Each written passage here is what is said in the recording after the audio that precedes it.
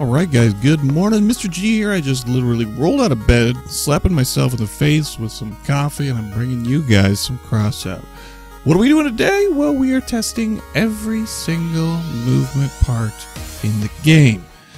We're going to be testing these for acceleration. I originally went into this test to look at top speed, but it turns out anything that's a wheel pretty much has a top speed of 120 kilometers per hour if you put a tusk cab and a cheetah on it, which is what we did for the majority of these tests. So, hope you're comfy. Sit back and relax, and we're going to compare how different movement parts accelerate on the target range path. So we'll have a timer. You'll be able to see distances, all those good things. So our independent variable for this test is movement parts, and our dependent variable we're going to be looking at is acceleration. Yep, that's right. I've been teaching science fair unit this week. So let's get to it. White wheels. What do we got? We got the small wheel and we got the medium wheel. Medium wheel takes up a little bit more power at minus 15%, so no surprises. It's going to come in ever so slightly slower than the small wheel. Not a big surprise there. Blues. We're going to start with looking at the small blue wheels. They're going to accelerate pretty fast, so take a look though.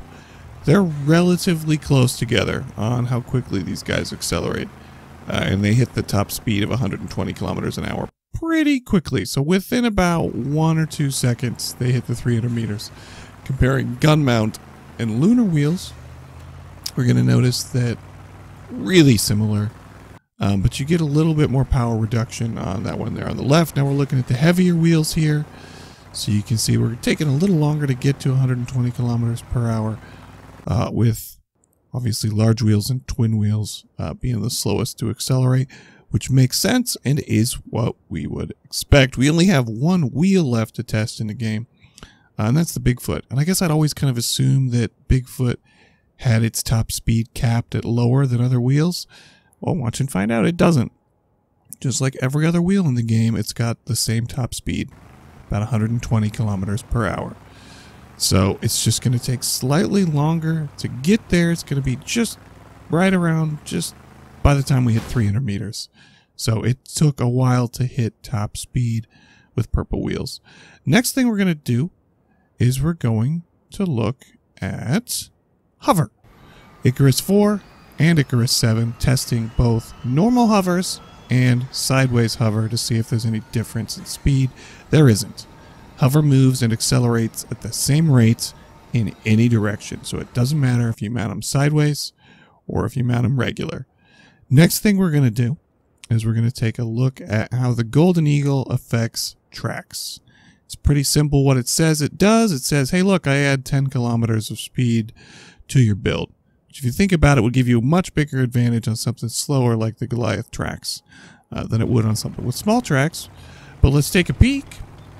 Small tracks are feeling pretty fast after flying hover, because hover's speed capped pretty low there at like 74. So you can see that Golden Eagle does exactly what it says it does and adds exactly 10 kilometers per hour. You're going to notice this difference a lot more on the heavier tracks here. I mean, armored tracks almost feel as fast as hover here when you slap a Golden Eagle on them. However, no one's going to want to run a Golden Eagle on a track build because you're going to want Colossus for reload, or one of the other engines that gives you perks that you can actually use. Tracks need some love. I hope you're listening, Gaijin. Okay, next up we're going to take a peek, if the Goliath can ever make it there, meat grinders. So about what you'd expect here. They're not particularly fast, but then they can move in all directions. I should have done meat grinders sideways. I'm just realizing that because some of us run them that way. You're going to have to forgive me because I'm not re-editing this video again because it took forever to make already. So, nothing too amazing there. It is interesting, I think, to see that hovers don't go particularly fast. Their top speed's pretty slow, but they go the same acceleration and speed in either direction. Last thing we're going to do to wrap this thing up is we're going to look at the step cabin and ML200 legs. How well did those do? So we've got step here we've got tusk on legs, step on legs, and step on legs sideways, just to determine if that has a different rate of speed than going forwards. What does the step spider cab say it's going to do? It says it's going to add is it 40%? I think it's percent speed, and it absolutely does. Because even with the fastest cab on this thing in game, legs on anything that isn't a step are stupidly slow. So I'm going to think twice before slapping anything on the icebox on legs again, because man, legs go ridiculously slow on anything other than the step, which we already knew that, and it's already meta, but I'm just trying to make it extra clear for you guys and give you some things you can look at and compare.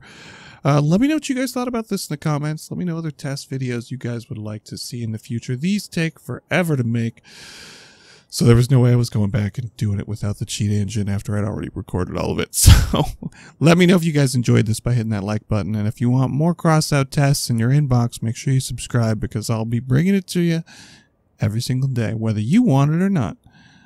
Don't do anything I wouldn't do. Be good. Hug your moms. Mr. G out.